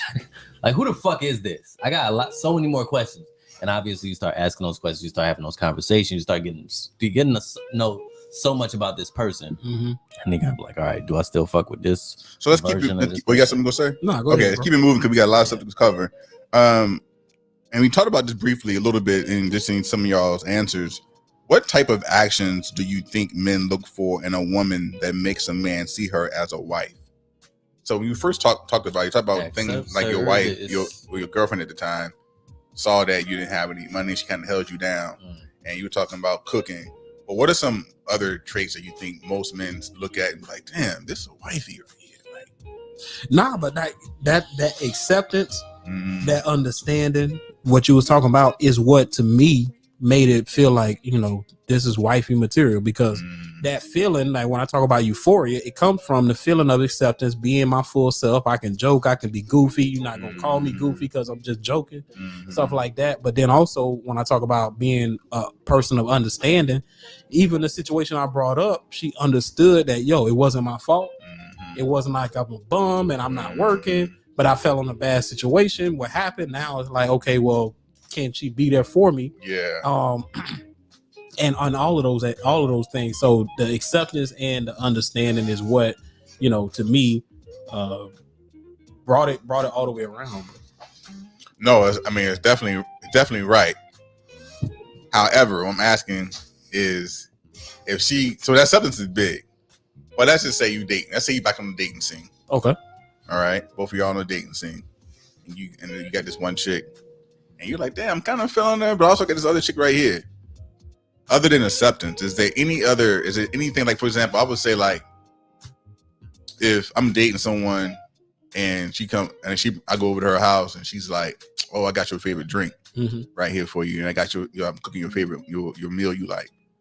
Like, well, damn, this kind of might be a little wifey type. You know what I mean? Like, is there anything like that you can think of that makes one woman stand out more than the other? We already know acceptance is the top of the line, right? That's setting the bar. What's under that? Bro, I just said it. Understanding. Okay. Because a lot comes with that. So when it comes to, hey, listen, we can sit and have a conversation, and I feel like she's listening to understand me as opposed to listening to respond. Gotcha. You can feel that. That's not just you understanding. Sense that. Gotcha. You know what I'm saying? So now it's like, listen, you felt like y'all was building. You know what I mean? During that time frame.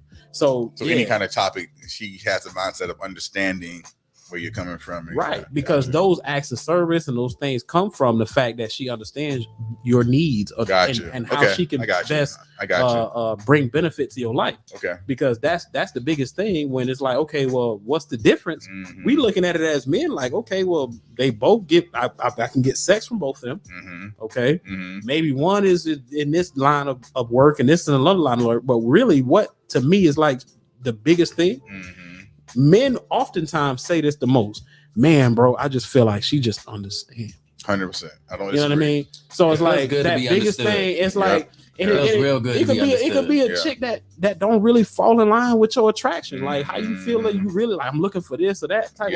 I want a long hair, thick red bone, like Wayne said. But this is another type. But you just like, man, but when I get over there, like she understands. Oh, you need something? You know, you hungry? Yeah. You know, hold on, let me see what I can do. Right. And it's like that type of stuff to where you're like, man, you know what? Like that's what's up. Yeah, I got you. Remy. Say it again. What is that's the Henny kicking in right there. Yeah. What type of actions do you think men look for in a woman that makes a man see her as a wife? So Clarence said understanding and acceptance, and I'm saying like so that for me is the same as the other question. I feel like when you fall in love, I think you start seeing a woman as a wife. You know but it has to be action. She has to do something prior to you falling in love. How about this? So the beginning of the fall in love phase, the first fall in love phase, obviously something happens that you like, and you're like, all right, I love this bitch. Let's do this. And then you get to the end. Well, I'm asking you for a concrete example of something that a potential wifey did. So then you get to the end of the falling in love phase, and you have to figure out, do I still like this person now that I am kind of over this initial bullshit? So for me, I haven't thought about this in a while. If I'm being honest. Yeah, that's the Henny kicking in. I proposed. Think about hold on. I proposed last year, right? Okay, so give me an example of something Rhonda did that made you say, "Damn, she's wifey. She wifey type." You didn't just do it to propose. So other than cooking, you said cooking. Give it something other than. I want you to think on it. Go ahead, you gonna say something? Nah, but I'm just saying this is how, and I'm not picking on. I'm not picking on plus size women, but this is how a lot of them are able to find a man, find a long-term relationship, because they may not have it physically, but when it comes to the understanding or making a man feel welcome, making a man feel like, you know what, like he can lay his feet up and like, I ain't gonna lie. I've had some women that have been plus size that just seem to have a more gracious and giving and willing spirit. Gotcha. And maybe because they felt like, hey, listen, I have to be like this because of maybe I'm not, well endowed or whatever, attractive in other areas. But that's the biggest thing, because a lot of women, you see beautiful women every day get smashed and left. Walked away from it. It's some baddies, like you said, that a lot of guys know. Hey, listen, I would definitely smash, but outside of that, like I don't want nothing to do with her. You know what I'm saying? So all she got a messy house. I don't want nothing to do with it. I'm saying that to the dudes, to the guys, to the women out there that may be watching. Like, listen, ladies, if y'all understand that a man is looking for something that you can align yourself with, that you can maybe follow his program or whatever he has going on, and try to figure out what best way you can be a benefit to him. Like you're gonna win every day off of that. And it's not always because a guy take a little pouch, he'll take a little belly if you know what I mean. If you're like, listen, baby, you need something. Hey, listen, I saw that you had some holes in your socks. I bought you another pack of socks. Hey, listen, you know what? 100%. What's the reason for a relationship? What's the reason for a relationship? Versus the marriage. When I say relationship, I'm talking about marriage, commitment. So it's all the same thing. So what's the in your view? What's can be defined as like, okay, we're exclusive, we're not fucking other people. No, I'm talking about this broad relationship. You got in a relationship, you get in a relationship. What's the purpose of a committed relationship? What's the reason for it? To stabilize your life. 100%. To stabilize your life. So that person is you're looking, both parties are looking for the other person to bring some kind of benefit to their life. And you hear women say it all the time. I can do bad all by myself, right? the point they're saying is I don't want to be with somebody and do worse than I would be on my own. Yeah. So to stabilize your life is why anybody is in a relationship, which is why, you know, people feel that pressure of, you know, having to, you know, bring some sort of plus or benefit to the person that you interacting with, they like.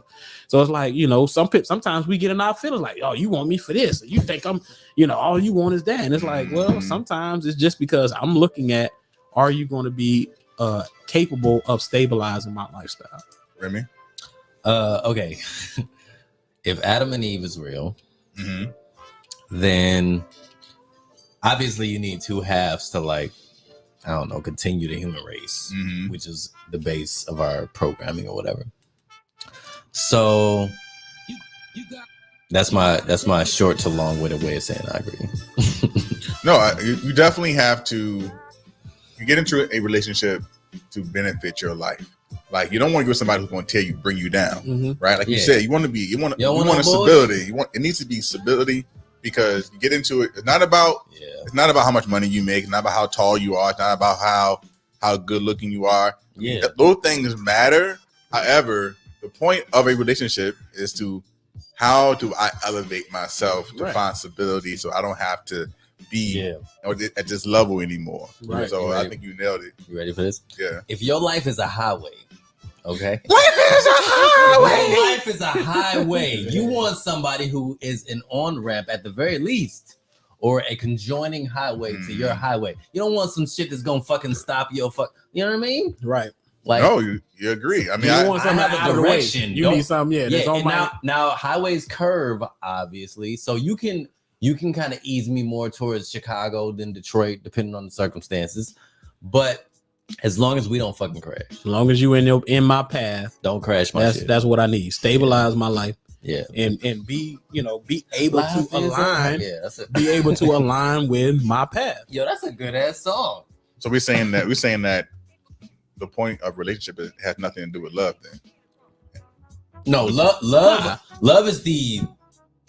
All right, so I'm scientific as fuck. I'm just being devil's advocate because love is the underlying programming to make sure that this happens. It is how our brains trick ourselves in order to make sure that we align in that way. Gotcha. Because I think like it's basically the euphoric feeling of the stabilization when a person come into your life, and then now you seeing your life starting to become more smooth, as opposed to having rocky roads and potholes and things along your journey.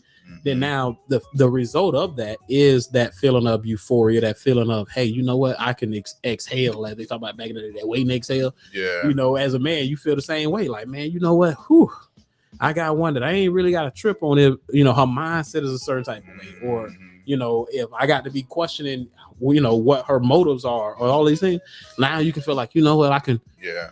All right. You know, I feel like, you know, this is it right here. And that right there is that result. How long do you think it takes a man to realize he's in love? Not propose, but how long do you think it takes a man to realize he's in love? And I ask that question because, you know, a lot of women will say, you know, men take forever to fall in love, or women always fall in love first. And I'm like, that's not always the case. And I actually think men fall in love quicker than what women do, but are afraid to admit it first. I'll give you a metric to measure that. I think depending on how much of an overthinker you are, how many times you turn something over in your mind, say like a job interview or a date or whatever information that you've processed that day, however many times you run that over in your mind, say it's 6 to fucking 60, that moves you in that direction. You know what I mean? In the direction of falling in love. So you're saying, like, if I think about her this amount of times a day, right? You're going to fall in love more quickly because you've already replayed the scenario that happened, and you've already blossomed it into this fuck. You know what I mean? So there a time frame on that? Like, do you think it's a person? You think it's a month? You think it's okay? So for me, for this person, I could fall in love in a month. Really? Yeah. I guess. Listen, if all the beats, I'm not saying you're wrong. All the beats are hitting. Yeah. Like if listen, but it's only hidden because it's a honeymoon period, though. Of course. But so that's the first in love that I'm talking about, not the second one. Yeah. Obviously, you get out of that one eventually, but I'm saying that first fall, it's like a band playing, and all the instruments are in fucking rhythm. sync. Everything feels right. Okay, yeah, let's fucking see what happens. You know what I mean? So a month. You say a month. What do you say? I don't think you can really put a time on it, man, because that creates too Depends many on the person. expectations. Like So you what's said, your it depends on the person. Like, how long did it take you to fall in love? No, it's a long time ago. It was 2009. Jay, it's like a year for you, right? No, I actually fall in love pretty quick, man. Interesting. But see, I don't big propose on that quick, though. I'm big on the difference of chemistry and compatibility. And what you mentioned earlier about, hey, you could fall in love in a month. Hey, like Jay said, that's that honeymoon period. You have this sense of euphoria. You think you love this person. Now, a lot of people go wrong during that time frame because they don't also focus on, are we compatible? Meaning that can we coexist in harmony?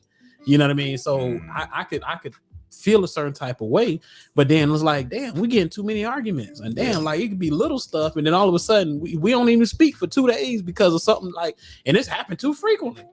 You know what I mean? So now you start to evaluate, like, man, listen, we can fight like cats and dogs over the simplest of matters, and then and I'm supposed to be like, I love you, but dang, this right here ain't it. You know, so I'm thinking about that aspect of it too. So that's why I said you can't really put a time frame on, because it's certain things that you experience that you won't experience in the first month or the first 6 months, to where they could be deal breakers, you know, through and through, but until you go through it, you won't know. And it could be 9 months in, and then now they done said something about your kids, and now they don't, you know, now they don't really, you know, mess with your mama. You'll be like, hold up, now, like I'm tripping out, like, now we cool and we done got to this point. Now I find this out. Right. Yeah, I think it's good that you said that you can't put a time. Both of you said that you can't put a time frame on it, because I think a lot of men do put time frames on it, because it's like, I can't be falling in love this quick because it's too soon. But to your point, if you're spending a lot of time with this person and you're talking quickly, it's like, well, damn, I see what she's about. Like I used to be one of those guys that said I needed these 3 months before I commit to a relationship, 6 months before I decide that I want to marry somebody. But then I ended up dating this one girl years ago, and within a month, I was ready to be in a relationship with her. You was in because love, we talked every day. Mm-hmm. I saw her 3 times a week. Mm-hmm. She went with the flow with everything. We had a great time. Right. Just so happened. So I ended up spending 6 months with her, but it turns out she wasn't ready for a relationship at that time. So I had to exit stage left. Mm-hmm. Right. But so what was the thing that? It was just, there was nothing. She wasn't ready for a relationship. So I was just saying, I used to be one of the people who put a time frame on falling in love. Right. But the vibe was so right. Right. That was, I can't fight this. I can't deny this. Right. And so But see, you was hustling backwards though from jump. What do you mean? You was hustling backwards from jump, bro. Like, example, it's been before I met my wife, it's been plenty of women that was attractive, that I would smash, this and that I might have, what some would say, let slip through my hands, because they were bad, they were attractive, but at the same time they weren't on my agenda. They wasn't on the same, you know, system I was on. Yeah. So when I say you was hustling back from the jump, it's because, hey, before y'all even got into this vibe like y'all did, you should have already been knowing what they was on in terms of what you looking for.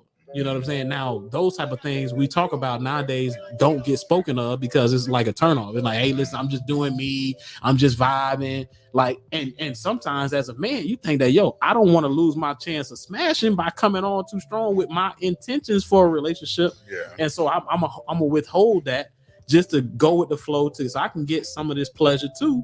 And then at the end of the day, now you start to like this person. Now you'll start to connect. But that person from jump never really want a relationship, and you didn't really want to bring that up, right? So for me, I always, even back then when dating, I was like, man, listen, this is what I'm looking for. I'm looking for that stability, and I know, shoot, I can get chicks, so it ain't nothing. And even some of the chicks back in the day, they was doubling back, trying to get back with me, because they seen the type of dude I was. But at the time, they weren't ready. Now they like, okay, well, hold on, wait, what Clarence at? It's like, nah, Clarence been moving on, because Clarence on the move. He's searching for what he's looking for. Yeah. That relationship or that dating experience actually taught me how to ask the questions more quicker and to get on the same wavelength. Because if you're not what I'm looking for, we're not doing the same thing. I got to move on. Right. But prior to that, I hadn't really experienced that where a woman was really looking for a casual situation. Right. So, all right. So this is the last question. Then we're gonna move into agape love, like family and friends. With a couple questions. What are some actionable traits that men do when they love someone? What are some actionable traits that us men do for a woman when we love someone?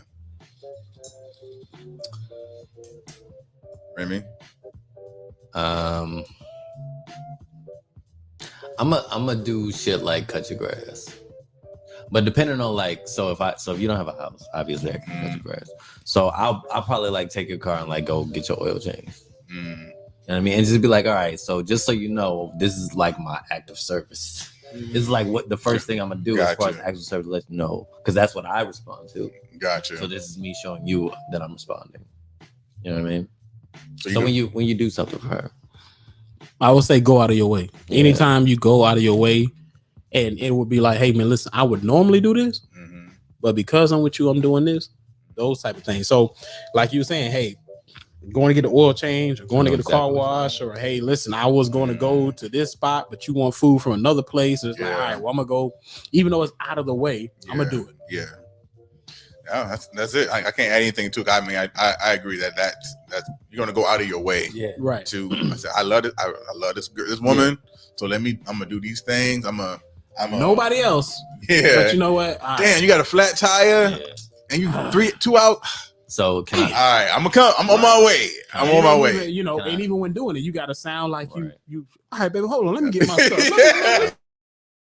In your mind, you like, I'm trying to do something. Yeah, but you gotta, you know what, baby, let me, because you're not my baby. You know what I'm saying? On the side of the road, let me come get you. 100%.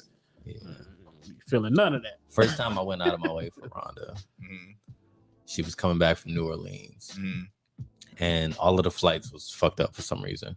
Her homegirl got out, but they didn't get out, so they had to catch later flights, and they couldn't come straight back to Tampa. They had to end up in Miami. You drove to Miami and picked her up? I already know what happened. Wow. Her and her two friends. Wow. So she was like, I'm gonna end up, I don't know what to do. How I'm gonna get home. It's gonna take me fucking another day or whatever the fuck it is. You were definitely I could fly into Miami, and she didn't have the ass. I was like, bitch, I'll be in Miami. I'll be waiting for you. I was like, I'll be in Miami. Let's do this. That's definitely love right there. Yeah, man. so I went and scooped her up. Listen, saying, go out of your way. Yeah, going out of your way. I remember. And for the record, I ran out of gas in what is it, Panther Alley? Alligator Alley. There's a stretch of land between here and Miami where there's panthers. Gotcha. There's Florida panthers. Yeah. That live in the area. And I ran out of gas, and I had to drive 2 miles off of the highway to get gas and then get back on the highway. Scariest moment in my life. All right, man. So let's move. Y'all answered it. I'm not going to piggyback on that at all. Family, friends, strangers, whatever. Does love look differently based on the type of relationship? So now we're not talking about being in love. Yeah. We're talking about just love in general. I think you should start. Does love look differently based on the type of relationship? I will answer that as saying I do believe so, right? My mother, my sisters, my nephews, I love them at a level of that's my blood, and I'm going to place their needs before anyone else's needs other than my woman, right? I'm single right now, but if my family call, my sister call, whatever, and they need something, I can provide it for it. Versus if Remy called on the same thing, was like, hey, all right, I got my family, I got Remy. I got to go with my family. Remy, I love you, but I got to do this. I got to handle this. So I would say there's levels to this. It's levels to it, yeah. 100%. Go ahead, Clarence. Nah, I do. Like, that's my point. It's levels to it. It does change. It does differ. Especially as you get older, you start to recognize, like, hey, listen, there can only be so many people in my VIP section. You know what I mean? So it doesn't mean that I got any beef with others that aren't in my VIP, but understand, like, bro, you can't be mad because, you know, like you have, you know, you ever had a friend back in the day where y'all was like super, super tight. And then all of a sudden, as y'all grow older, you start to see that they have some other friends that they met, and it's like they try to introduce you to them friends. Like, yeah, we cool, but like you my boy. Yeah, you know what I mean? Like this other person, they straight, but like we came up from out the mud. Yeah. So it's that whole thing. So it's like, yeah, you start to identify who needs to be in that VIP section, and it is a difference. Remy, he said the VIP section. Now, that was a good line for too. Me, that's a good line. The MySpace top 8. MySpace top 8. I remember those, man. You know, remember the top 5 they had with T-Mobile? Like, yeah, like ain't no beef. I ain't saying that you ain't my dog just because you ain't my top 5. It's just like, listen, my mama in my top 5. Like, you know, like we got a lot of people. We got a lot of people to love, man, especially black folks. You know what I mean? Like there's white folks don't have to fuck with their family if they don't want to. More often than not, there's enough of them getting along that they're okay, and the ones that they don't fuck with, nobody fucks with. But in our family, we know that there's good enough people that the only reason that they're struggling is because circumstances. So I can't just ignore that person. I got to see if I can help if I can, and you end up in that situation. When you love someone, you tend to do things differently for that person, as we spoke about earlier. My question to the table is, what type of things does loving someone cause you to accept more? So let's say, okay, I love this person, and they keep doing a certain thing, but because I love them, I'm accepting this of them. You know what I mean? Like, yeah. So what are some things?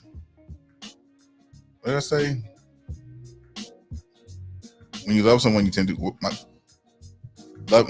my question to everyone is, what type of things does loving someone cause you to accept more of them when you don't love? Anyway. Okay, I got a question. What was, as far as you recall in your life, was your first lesson on love? In general? Whether it be an experience you had, it could have been sex. It could be just a crush. It could be like a rejection. What do you feel like was your first lesson on love? Not just like women or even relationships, but like love in general. I think my first, even if it was a conversation. I think really I understood love first from my grandmother. It wasn't a relationship. I was shy in school, you know, so I didn't have a girlfriend until I was in 10th grade, even though I was a jock. I didn't really fall in love in high school. I had crushes, but my grandmother was the type of woman that cooked you breakfast, cooked me lunch, cooked me dinner. If I was hurting, she was there. If I needed something, I remember one time I was outside playing, and I jumped on the machine and hit my damn balls, and it was hurting so bad. But my grandmother came out there, grabbed me, took me in, gave me some ice. It was like, okay, baby, I'm gonna take care of you. I'm gonna fix you up. She just made me feel. She always put me before herself. There it is. And that was my first experience of like, damn, like this is what love feels like. And not being in love, but love. Right. And it was the means for you to take what for you was love from your family and kind of apply it to how you viewed like relationships and dealing with women. For sure. I mean, it's always going to be a correlation, right? Like I think a lot of people always laugh and say, "Well, you know, you dating a man that look like your dad, or you want a woman that has traits of your mom." But that's because that's what we saw growing up, and that's what we love. That's what they call it, mommy issues. If you were a fucking mama's boy, that shit, like, it falls right into that category. So your first lesson on love. As far back as you can remember. Nah, I mean, bro, like some people might think of it as crazy, but for me, I was just brought up a different type of way. Like dudes that I came up under made it clear that, bro, listen, it's a responsibility that you have being a man when you dealing with a woman, right? And as long as I can remember, it was always like dudes that's like, hey man, listen, when you on your grind, when you on a mission, you can really choose any woman you want because they all want that type of guy. Right. And so when you become that type of guy, then you have the power to choose because now you have more options. Yeah. So it was like, okay, boom, you don't really even pursue a woman till you got your bread straight.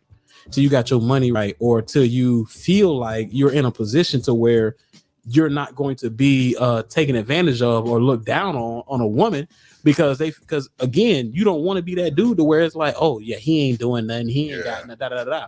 Now there's certain guys that's not to say that you shouldn't date or you shouldn't even speak to a woman, but at the same time, you just need to be cognizant of the fact that there is an expectation for you as a man. Yeah. So that part right there was the biggest lesson on love, to say, okay, well, hey, listen, love is good, but before a woman could ever fall in love with you, that's going to be behind certain criteria. So when a woman is looking for a man who can stabilize her life, things like that do matter. That where even if a guy is knocking it out the park, man, he beating the back out this chick, it only goes so far, because again, that purpose may be short served because she's still gonna be looking for somebody to stabilize my life.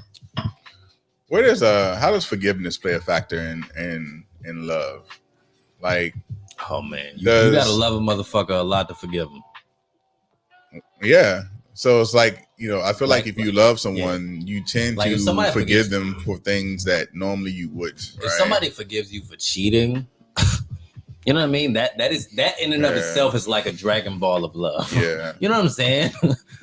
like you literally lose something, and you have to. I mean, you gotta do your best to make it up. Have you ever been in a situation where you didn't want to? Where you didn't you didn't want to forgive a person for an action that they did towards you. Oh yeah. But because you felt like you loved them. Oh yeah. You was like, you know what? I gotta figure out a way to forgive this person. For sure. Hell yeah. Give an example. Either one of you, like a situation. When somebody comes talking out the side of their mouth, like, my wife go to talking crazy, or she might, for the longest time, been respectful, but this one time she just get out of pocket, and it's like, damn, oh, okay, so this how you feel about it? Now, after the fact, I might still have second thoughts and doubts, like, well, maybe is this how you really feel, or was this just emotional, or was you really just trying to hit below the belt, or you really meant like? And then after time, because again, history and the longevity of seeing that what you are a certain type of way, this might be an outlier. I'm like, all right, I'm gonna let that slide. Yeah. So this once upon a time, obviously, I was in my early 20s. And for me, it was when she fucked somebody else on a break. I mean, she ain't do nothing wrong. Y'all was on a break. She did not. Of course she didn't. That's why. One more. I mean, that's partially why it was something that I was able to get over. You know what I mean? Like if she didn't cheat. There was no cheating. Thank you, sir. She never really cheated, but she just fucked somebody else while we were in between our shit. And honestly, I probably would have fucked somebody else too. It just didn't get that far. Yeah. So what's the question? I know the answer, but you've been smoking, huh? Yeah, of course. Do you know how much Hennessy I have in my body right now? I'm 70% Hennessy. So I was asking you to give an example of when you had to forgive somebody. So you're saying you had to forgive her in your mind for sleeping with someone on the break. Yes, to me it was like I was hurt. I was hurt over something that I obviously had no right to be hurt over. But when you hurt, you fucking hurt. You know what I'm saying? If you get stabbed, you get stabbed. That's why I don't do breaks. Like either we gonna be together or we not. Yeah. Because what I do on my break, I'm free to do whatever. Right, but you can't go out. Don't throw it out there like that. Like what I do on my break, and then that is the competition. Now, like, oh, what you do, I can do this too. Like this is why I talk about women understanding my wife was, because when it comes down to, okay, well, we finna separate, and all that comes with that, like sleep with somebody else, get with somebody else, building new relationships. Like, man, hell no. Once you're married, like I'm mad, but goddamn.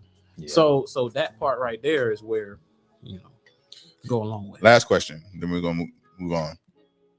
I'm gonna end this thing to the next segment. When is love enough? No. When is love enough? Is love enough? Is love ever enough? Is love enough? Nah, it's not. Why is it not? Because there's more to it in the lifestyle that we live today, man. Love is not enough. I can love you, but it's certain things again, because the expectation is what? To stabilize my life. So love is not enough when you're bringing misfortune to me, when you're bringing dysfunction to my life. You know what I mean? So All of those things come into it because we are adults. So those things matter. So I can love you, but if every time I turn around, like I'm having to shelve out some money or something that I unexpected that comes from left field, like I'm starting to look like this. I can love you, but I can avoid these things by not being with you. Yeah. So that might be a better decision to love you from a distance. Yeah. So no, it's not enough. Yeah, love is not enough.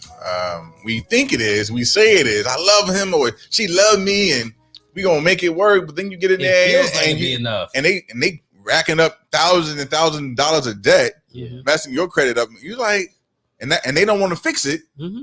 You're like, well, it ain't enough. It ain't enough. Like, we gotta figure this out, or we gonna have to go our separate ways. You know what I mean? So love is not enough. Love is trying to understand that, hey, listen, I know you got debt, blah, blah, blah.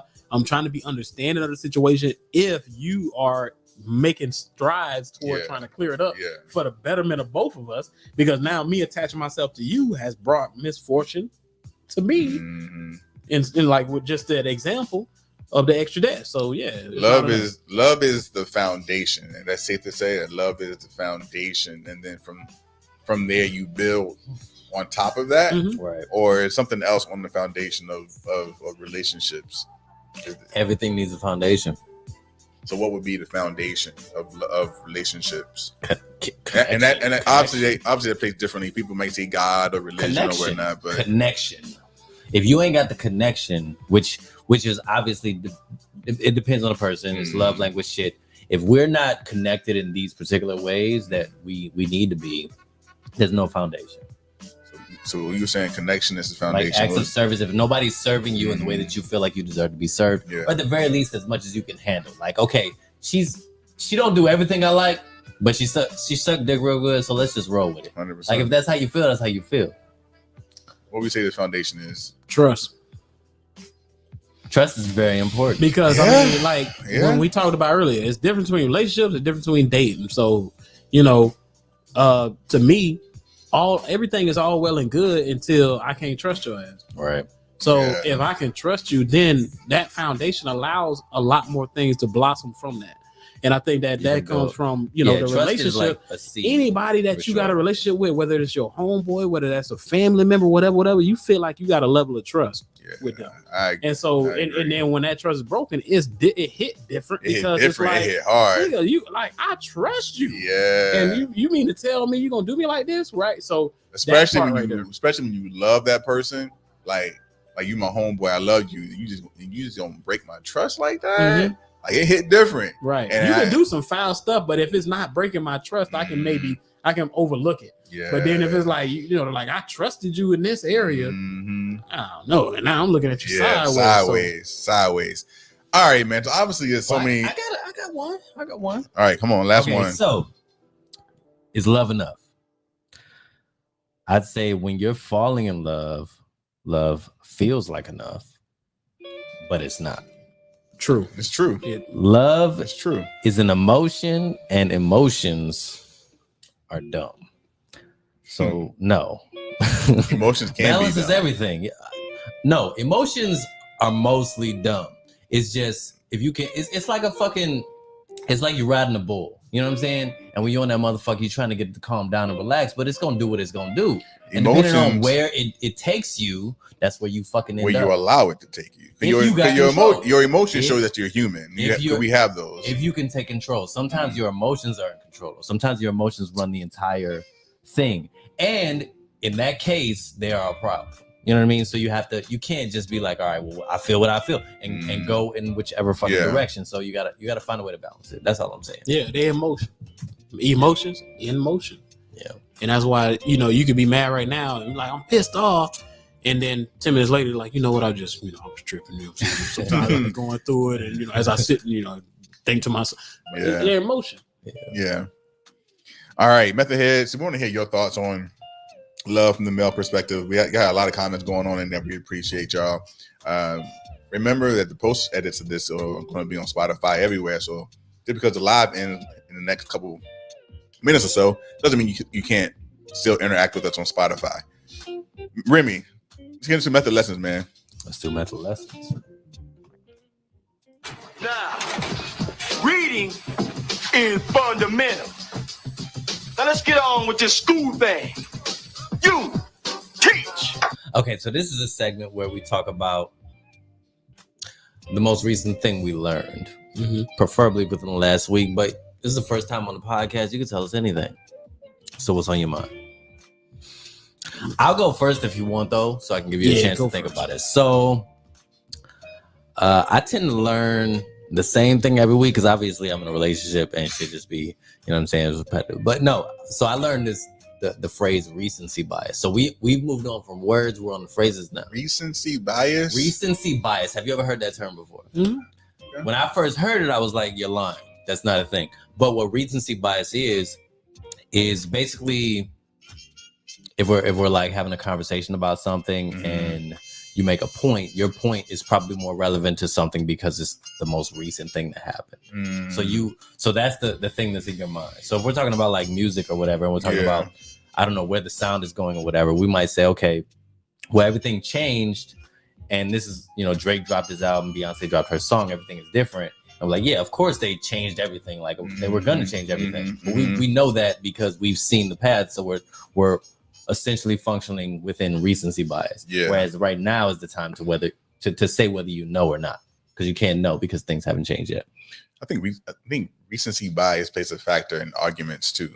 I think 100%. I think people get in arguments with their partner or their friends, and their friend or their lover is telling them about something that they did, and they bring up the most recent thing that this person did. Well, you did this this other day. It's like, well, we're not talking about this right now. Right. That's not. We're talking about what you're doing here. Right. Like, you know what I mean? History. I know what you do normally. This some new shit. You're doing some new shit right now. So I got some silly things I learned this week. Right on.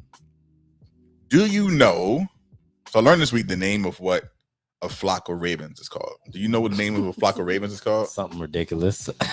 A flock of ravens, a group of ravens, is called a unkindness or a conspiracy. So if you see a flock of ravens, a group of ravens, really, that is called a conspiracy. Yeah. Legit called a conspiracy. Oh, look, it's a flock. It's a conspiracy over there. It's a few of those too. Or unkindness. That's a group of unkindness. It's like, I was like, it's so weird. Who came up with that? Somebody came up with it. It's legit. Like, if you look it up in the 1600s. dictionary, a flock of ravens called a conspiracy. Somebody in the 1700s was trolling like, hey, that's a conspiracy of ravens, right? Conspiracy of ravens. If you think about it, think about like Game of Thrones. Yeah. Game of Thrones is a bunch of messages being sent through ravens. So if you see a bunch of them together, I can that's see a that. whole The conspiracy. message conspiracy. You can see the connection. That's like a group text. Yeah. You got a flock of Sex ravens is the back. conspiracy. What you learned this week, Clarence? Man, bro, I ain't even prepared for this one. That's all right. Think about anything. But man, just looking back at this, preparing for this interview, I was like, man, listen, having a podcast and starting it and doing it for many years and then taking a break from it and really kind of stepping away from it, showed me this week as I was thinking about it, that where you intend to end up, where you start is not always where you finish. So sometimes we go into something and thinking that, hey, I'm doing this and this is what I'm gonna be, this is what I'm gonna do. And a lot of times that closes our mind to other things that may be the real path that we're supposed to take.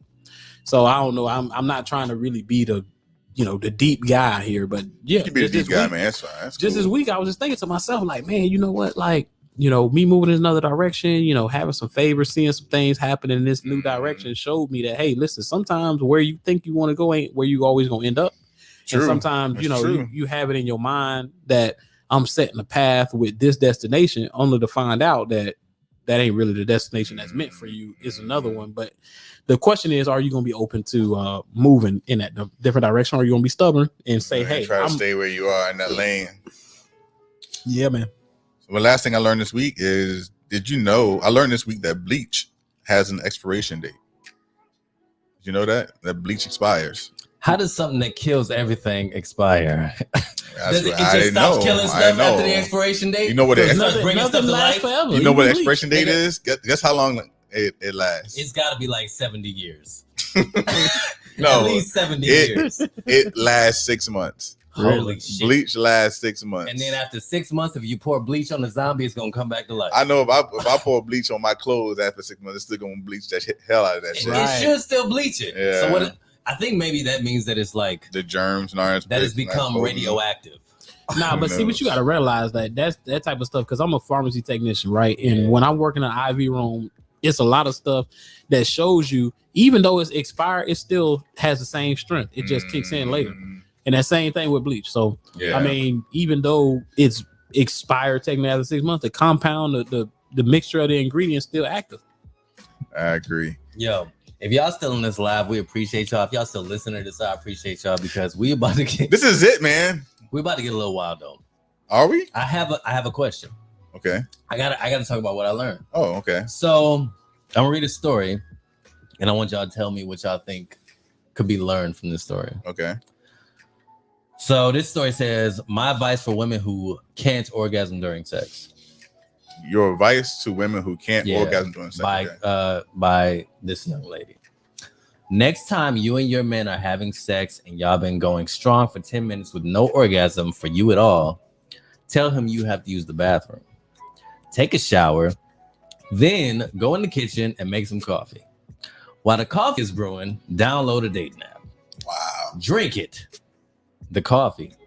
Then go back in the room and put your clothes on, get in your car, get on Tagged, which I guess is Tinder. I don't know where this is from. And find a man who is 26 to 28 years old, in a terrible living situation, and smokes weed and probably sells it, who works in fast food part-time, but emphasizes that he does a lot in that job to justify why he is so tired all the time. Go to his house. Get your orgasm there. He holds the key. He is how it is. He finna tear your ass up. I can't even explain why in the world it is, but I promise your orgasm is within that man. The worse his situation is, the better. If he lives on a couch and is commander of the living room in his grandma's house. Because he's fucking trying to get out, out of there. Let me just repeat that. Right. This young man is commander of the living room at his grandma's house. If he has all of these things, he finna put something scary in your life. If he don't even have a fast food job, but he works in a factory for weird shit like the nigga that dyes individual Fruit Loops, he's the one. Every time you have a red Fruit Loop, that's me. I'm the red Fruit Loop man. Pick him, sis. He got the key. The best orgasm of your life is in the pants of a man who puts produce stickers on avocados at your local supermarket. You're fucking welcome. The struggle. That's the struggle. So what have we learned from this conversation? Look, I think, well, obviously, I never want to be that situation. No, that's so terrible. I mean, if you're gonna break up, just break up, first of all. But there is something to say that when some people are struggling and they find somebody who got something good going on, they fucking to try to be part of that life. You know what? I need to get out of this situation. Let me give her the best dick. I ain't got nothing else. Yeah. I ain't got no good money. I'm gonna just go give her this dick and hope that she gonna be like, all right, come on, baby. I ain't never done it. I've been trying to on the up and up. But yeah, so Hey, I done been there. And it ain't even because she had something, but Yeah. hey, she had a big old boot, a big old ass. Yeah. Hey, listen, I'm like, listen, I'm trying to be the one always. yeah. So I'm trying to put in my best performance.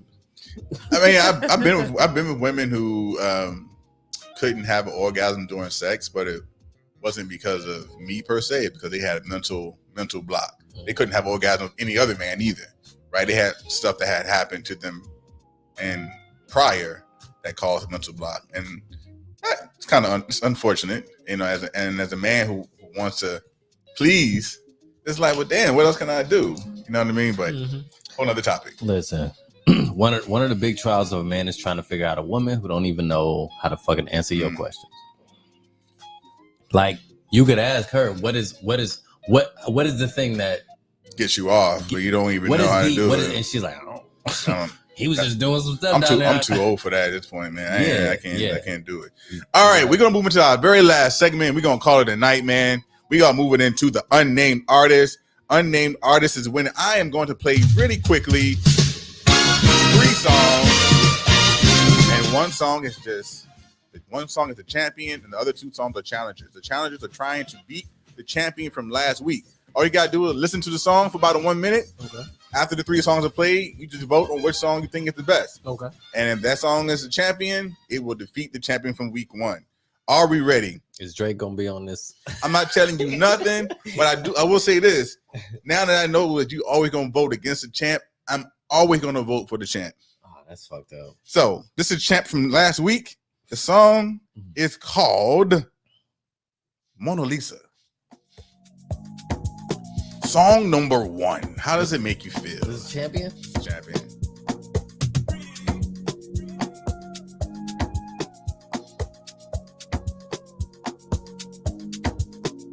Baby, follow my command like zombie. Go down on me, oh, with your coca body. Follow my command like zombie. Go down on me, oh, with your coca body. Cause this your milky for front enough for me. Hold on for me, I no go to me corny. And if you're milking a fighty, I saw me to look. Gelato honey, oh baby, sumoyo di. Baby, kona. Waka waka when you enter Malika. See, if Drake would have did a whole album like this, I'd have been straight. Baby, This makes me want to dance. You don't got the vocal. Like the vocal adds I mean, Chris Brown is on the song, so. All right, this is song number 1. That is the champion from last week. That song is called Mona Lisa or Mona Lisa. Here is challenger number 1. Song is called PG Baby.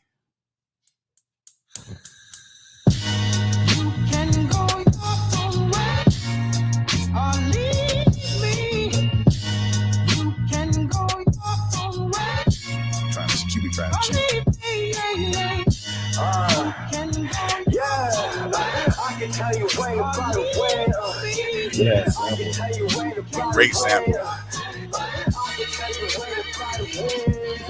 Eat the fucks on the railing just a little bit longer. Then it make you stronger.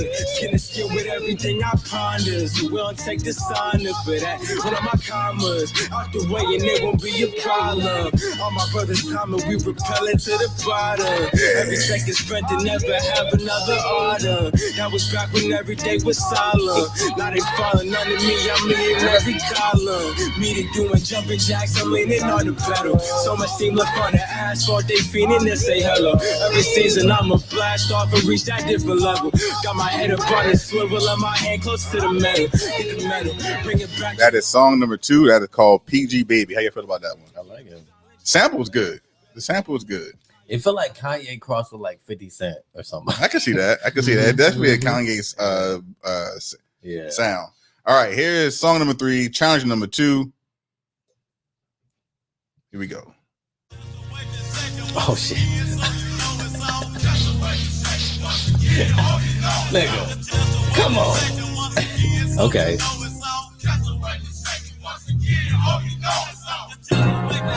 Yeah.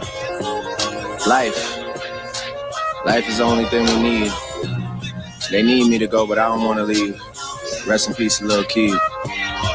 Fuck a pigeonhole, I'm a night owl. It's a different mode. I'ma have to make a on the pinky toe. Heard you with a shooting guard. Just let a nigga know. I would hate you for side. Not the middle. It's the best song on the album. What's it called? All good, It's called Jimmy Cook. Jimmy Cook. Jimmy Cook. Plus I'm cooking. This is the only song on there that's even a banger. It's the only one where he's fucking rapping. But I can't get Rico, bro. Think he John Wayne. I bought him Yellowstones. Let the way they hang. But that don't mean you gotta vote for it though. You can vote for whatever song you want to vote for. That is song number 3, challenge number 2, the song called Jimmy Cook. It is time to vote. What song you like the best? Song number 1, song number 2, or song number 3? I like number 1 the most, but that Drake song, I ain't gonna lie, it's hitting. Ain't no denying that shit. I don't gotta put that on my playlist. Yeah, there ain't no denying that shit. 21 Savage is on that song too. It's a dope one. It's good. Look, man, I listened to this new Drake album 3 times just to try to be unbiased as possible. Yeah. And really, it's only 2 songs that I like. And that's one. Top 2. What's your other one? Downtime, I think it's called. Downtime. So what song you voting for? Drake. So Drake. I'm gonna go with Drake too, man. I'm gonna give Drake some love. Drake. And consider this: I won't give it to Drake next week. I would want to, but I will not. I'll give it like to the Drake. first one made me think of like being on a cruise or something like that, and I'm in the elevator or something. Yeah, it's kind of got that like Afro. island vibe, you know what I mean? Just relax on the beach or somewhere. You might hear it at the bar, the little tiki bar in the background. Yeah, they was all vibey, but that Drake boy. That's the only song on there that bangs. So, all right, man. Shout out to Drake. Honestly, never mind. That's the name of the song. Friend of the album. Podcast, by the way, friend of the podcast. Yeah. We appreciate that. So that's the champ for the week. All right, man. We move into final thoughts. Clarence, anything you want to end the show on, man? Nah, bro. I appreciated the time. I appreciated the invite. I appreciate the lit. For sure, conversation, man. Everything It was a good time.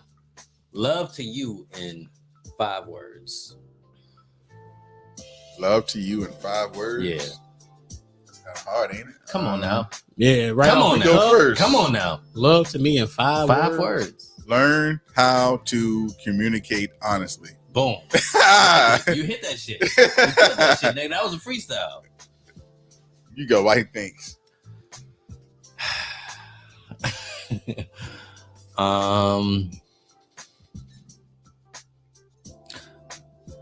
Look, you had the question, came answer. Hey, listen. Right? Let's fuck at a wedding. That's love. Yeah. All right, whatever. I don't know. I don't know. All right, man. He caught me off guard. Final thoughts. Anything other you want to end it on? That's it, man. I obviously like men don't. Maybe I think it's. I don't know if it's a stereotype or not. I know I communicate about love a lot, but a lot of men don't necessarily talk about love a lot, especially with women. And a lot of that is because we're trying to fuck those women. But when it comes to like a woman you love, you got to talk to her about love. You have to open up. If you maintain this like this cage around you where it's like I can't talk to you about this, then she's not gonna understand. Like it's all back and forth. I feel like you gotta be willing to open it up to the person that you really want that shit with. There's a reason why I feel like men don't do that. And we can do it for another podcast episode. Maybe we'll call it like safe spaces. Yeah. But I feel like men don't honestly do it because when we show that our emotions or our feelings, we talk about stuff like that, it often is not received very well. Yeah. Right. So we have to do that for another podcast episode. So we end that with to say M is for mostly, E is for everyone, T is for talking, H is for honestly, O is for over, and D is for drinks. Mostly everybody talking honestly over drinks. And that is a method. Salute. Hope y'all had a good time.